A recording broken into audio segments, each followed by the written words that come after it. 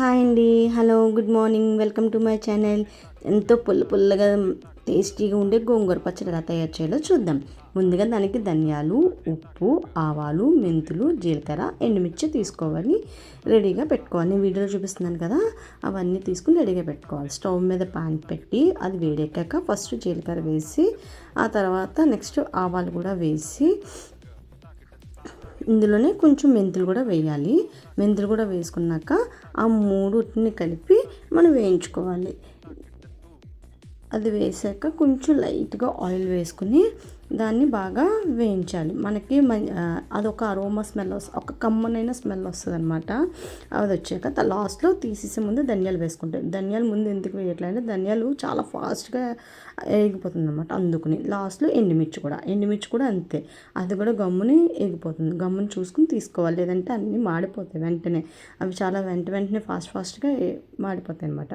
So చిన్న mixie jar తీసుకుని అందులో మనం ఫస్ట్ వేయించుకునేవన్నీ ఉన్నాయి కదా, అవంతా తీసుకుని ఇందులో వేసుకుని, అందులో కొంచెం సాల్ట్, మనకు రుచికి సరిపడేంత సాల్ట్ కూడా వేసుకుని మనం పౌడర్ చేసుకోవాలి. మిక్సీ పెట్టుకుని పౌడర్ అలానే వీడియోలో చూపిస్తున్నా కదా, రకంగా పౌడర్ చేసుకుని పక్కన పెట్టుకోవాలి.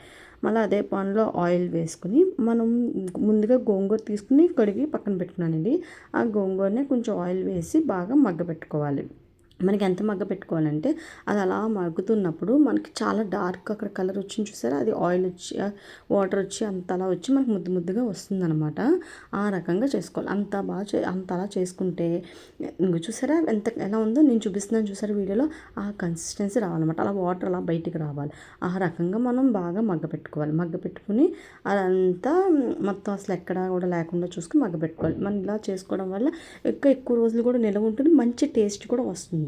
సో ఎంత పుల్లగా చక్కగా మంచిగా కారం అన్నీ వేసుకుంటే ఎంతో టేస్టీగా పిల్లలు కూడా ఇష్టపడి ఈజీగా తింటారన్నమాట. అదంతా తీసుకుని పక్కన పెట్టుకుని చల్లారాక మనం ముందుగా పౌడర్ చేస్తున్నాం కదా, అదే మిక్సీ జార్లో అది వేసుకుని ఆ పౌడర్ని దాన్ని కలిపి మిక్సీ చేయాలి. మనం అదే పాన్లో కొంచెం పోపు దినుసులు లైట్గా వేసుకుని అందులోనే ఉల్లిపాయలు కూడా వేసుకుని ఆయిల్ వేసుకుని అది బాగా వేయించుకోవాలి. అది వేయించుకున్న దాంట్లోనే కొంచెం ఇంగువ, మెయిన్ ఇంగ్రీడియంట్ ఏంటంటే ఇంగువ వేయగానే మంచి ఫ్లేవర్, మంచి స్మెల్ వస్తుంది అనమాట. మెంతులు వేసాం, ఇంగువ వేసాం, సో టేస్ట్ చాలా బాగుంటుంది అనమాట. వెల్లుల్లిపాయలు కూడా వేసుకుంటాం. ఇంకా ఎక్కువ కావాలంటే వేసుకోవచ్చు, తక్కువ మనం తినేదాన్ని బట్టి వేసుకోవచ్చు. దానికి క్వాంటిటీ అని ఏమి ఉండదు. అంతేనండి, ఎంతో ఈజీగా టేస్టీగా గోంగూర పచ్చడి రెడీ. Please like, share.